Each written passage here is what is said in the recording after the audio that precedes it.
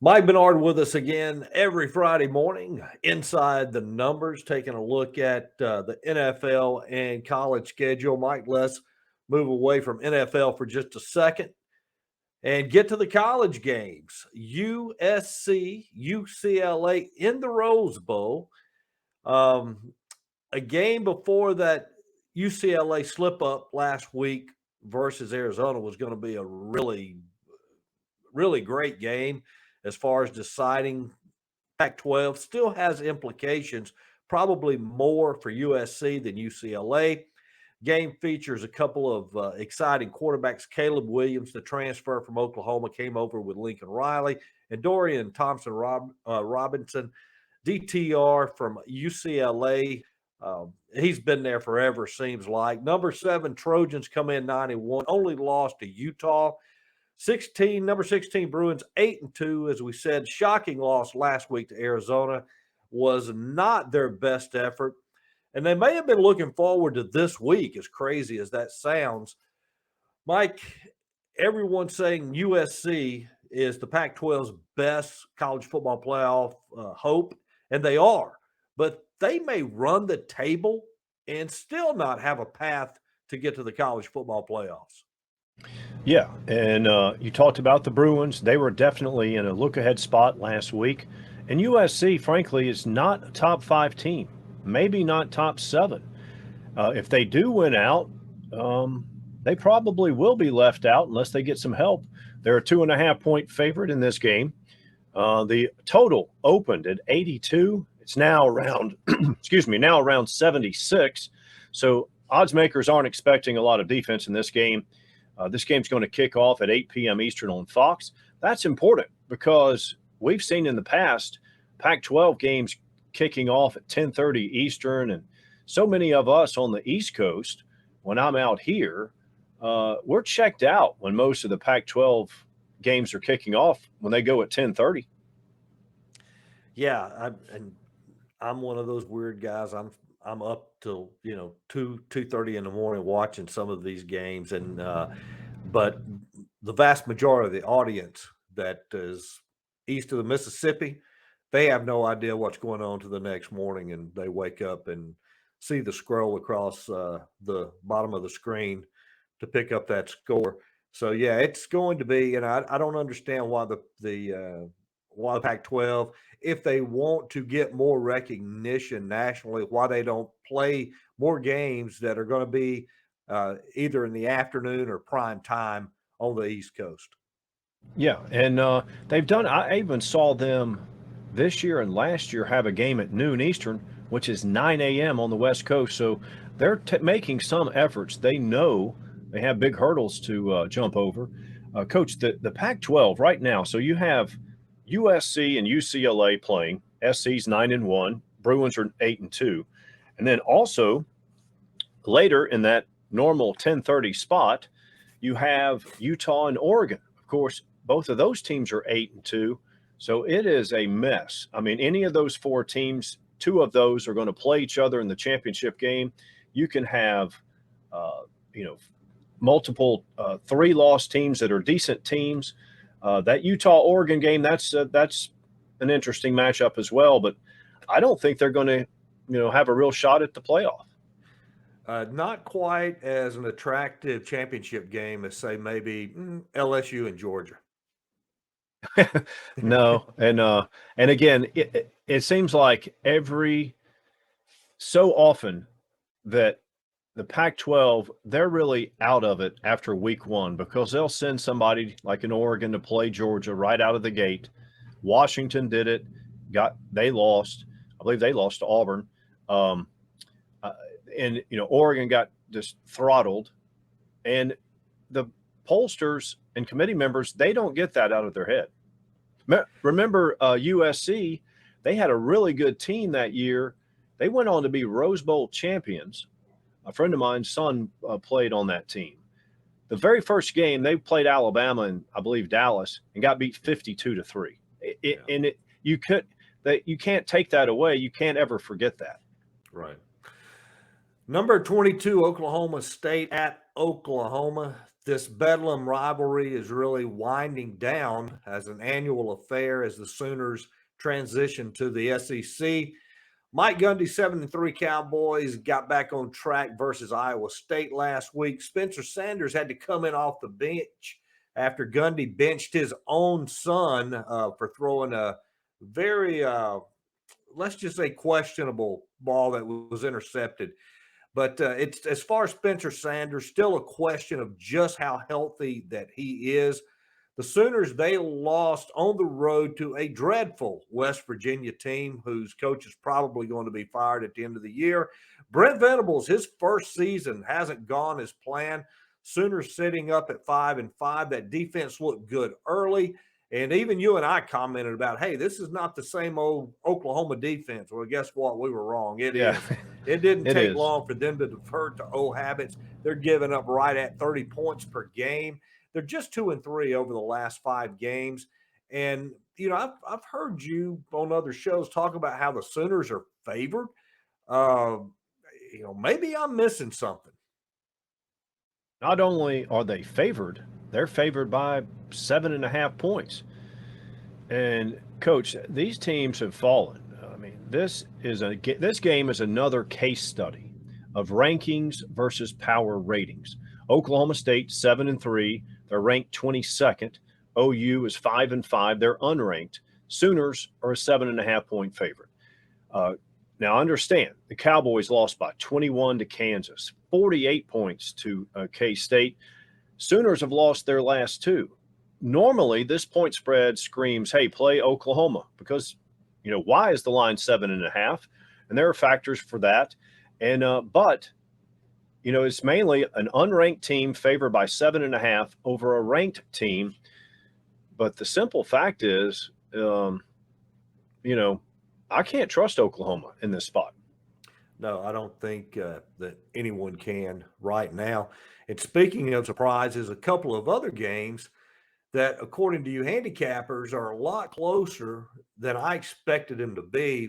First one is number 4 TCU at Baylor. The Frogs, they thought they had earned some respect last week in Austin by downing the Longhorns. And Kansas State, they just gave Baylor the business in Waco on Saturday night. Max Duggan and the 10-0 TCU Frogs are only 2.5 point favorites in this game. Now, a Baylor win won't surprise me. As a matter of fact, I picked them on one of our other shows, but I thought TCU would be favored by more than 2.5. Give me some insight on what I'm overlooking here. Okay, it's not what you're overlooking or what I'm overlooking. It's a matter of, remember, the odds makers want to set it to where they're going to get even play on each side, right? So the public does not respect TCU. They don't feel like TCU is the 4th best team.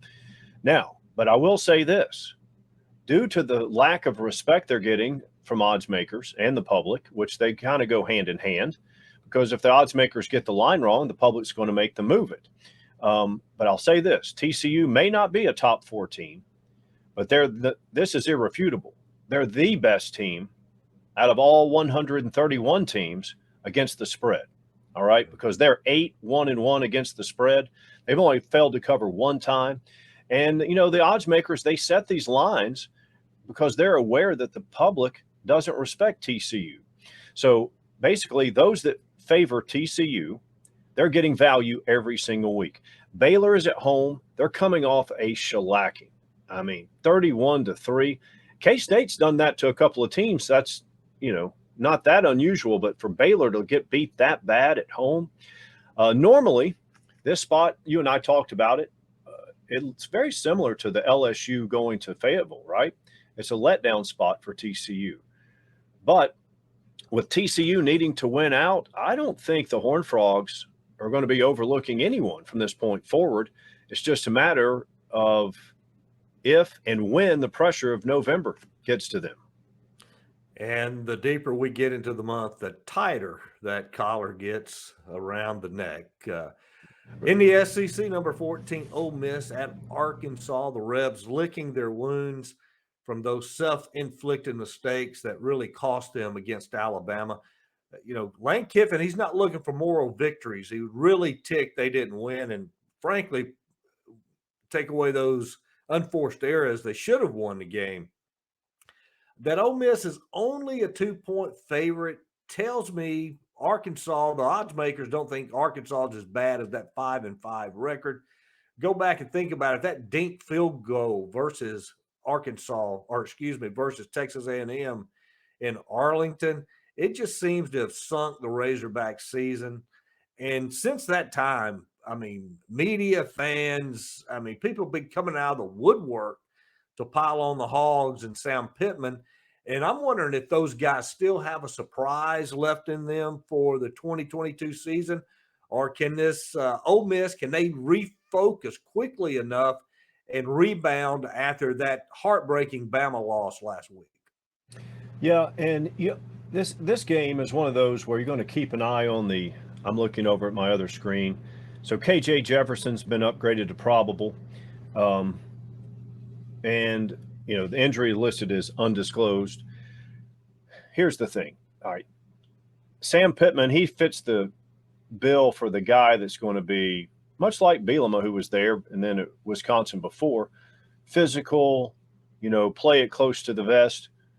I thought he made a mistake last week when he was up 3-0, and he went for it on 4th and goal with a backup quarterback from the 3. It wasn't from the 10-inch line. And of course the game played out how it played out. But the college football purists and the fans of these schools, they don't want to hear it. But I think both of these teams are in a flat spot. Arkansas came off that game they could have won. Ole Miss, they're running the ball all over Alabama. And then in typical fashion, when you have these offensive minds, they can't just stick with the run game if it's working. They have to go to their laminated card and do all their, get their repertoire in the air. Anyway, both coaches didn't make the best decisions last week. And, now Ole Miss goes from vying for the SEC West to no chance.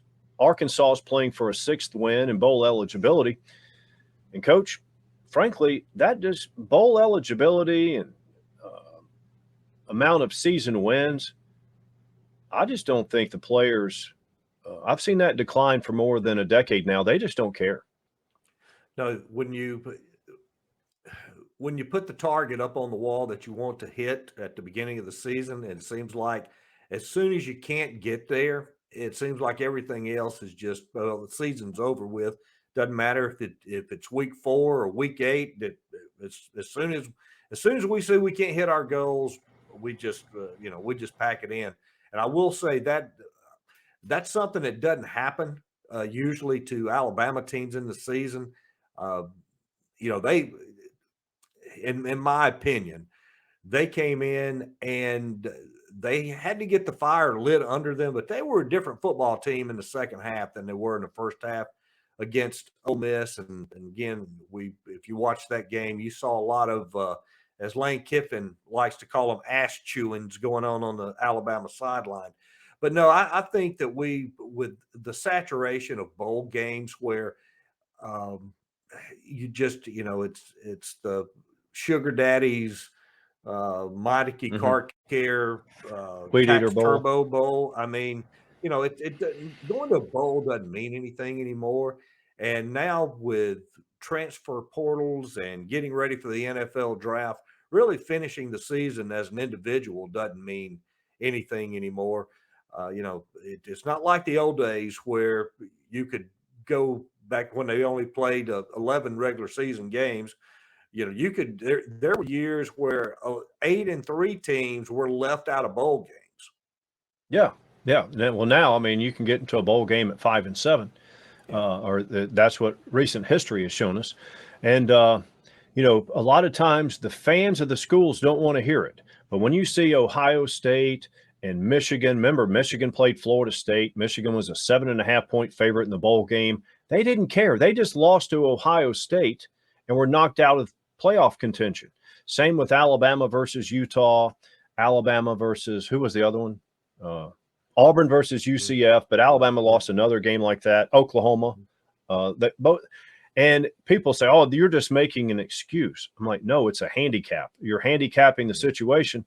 these teams that you mentioned it, you hit it on the head, that once their main goal is no longer attainable, they check out. And I know as a coach, you always think and say, hey, that shouldn't be the case, but it simply is. Even Christian McCaffrey, when he was at Stanford, he's like, and I don't blame the kid. I'm just saying, as far as the simple truth is, he's like, now I'm done.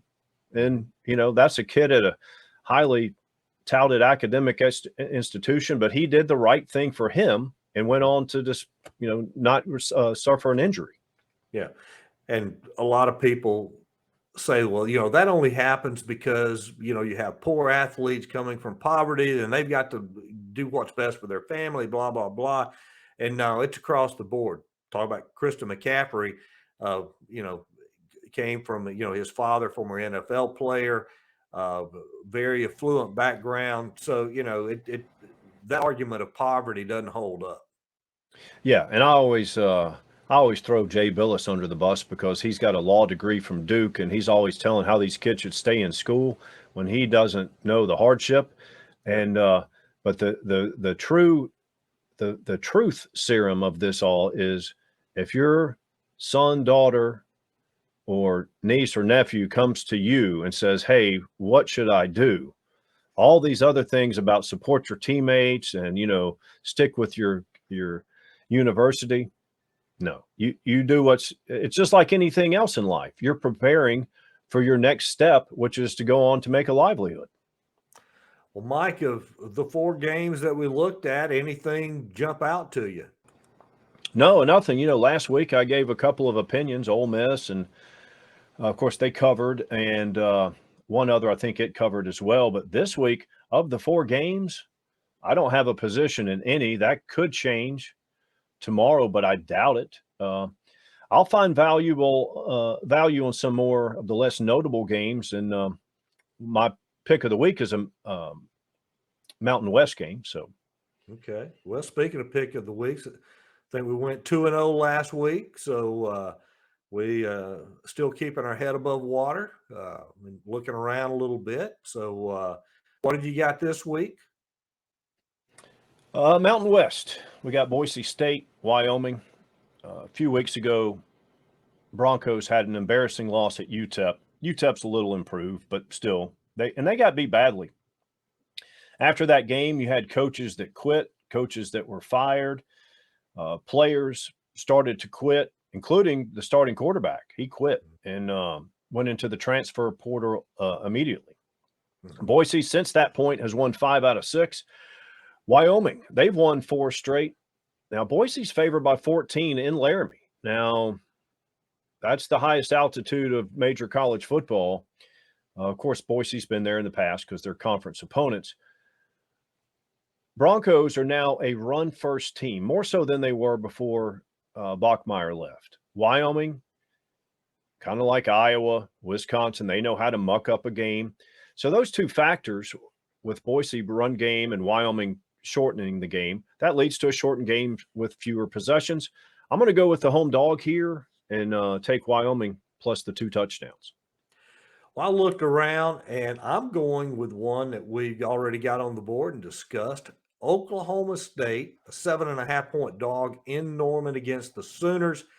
I'm just not buying it. I'm not sure that the players have totally bought in at Oklahoma yet. Brent Venables is coming there. And again, when things are going good early on, it's easy to rah-rah and be on board. But when things don't start going as planned, it's easy to say, well, wait a second. Why are we putting up with this type of atmosphere? Why do we have to do this when, we were so much more relaxed under Lincoln Riley the last several years and we won more games and blah, blah, blah. And well, does this guy really know what he's doing? And it creates doubt in the player's mind. And it's not, and even though that doubt may not be real, it permeates the locker room. And you have what we in the coaching world call locker room lawyers that are kind of telling their own story and interrogating witnesses and everything else in the locker room. And until a leader or leaders on this team shuts that down, I think there's going to be problems at Oklahoma. Uh, maybe after the second off season, he gets more of his tight players in, and it changes. But right now, I'm not on board with Oklahoma right now. I like the Cowboys. Yeah, and again, both teams have their issues, but Oklahoma, they cannot cover a conference game. I think they've only covered one of their last six. So to lay that type of number is, like I said earlier when we talked about the game, the point spread says Oklahoma, but I can't trust them. So if I had to play the game, I would go with the underdog. Mike, appreciate your time as always. We'll be back bright and early on Sunday morning to review these games and talk about any surprises that we see tomorrow in NCAA college football. Before you go, though, let me ask you one quick question.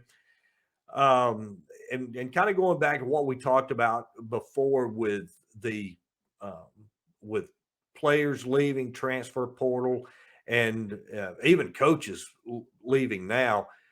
Um, how does that affect your world? Because it used to be, when you have that roster at the beginning of the year, unless it's a season-ending injury, you kind of know what you're dealing with from week to week.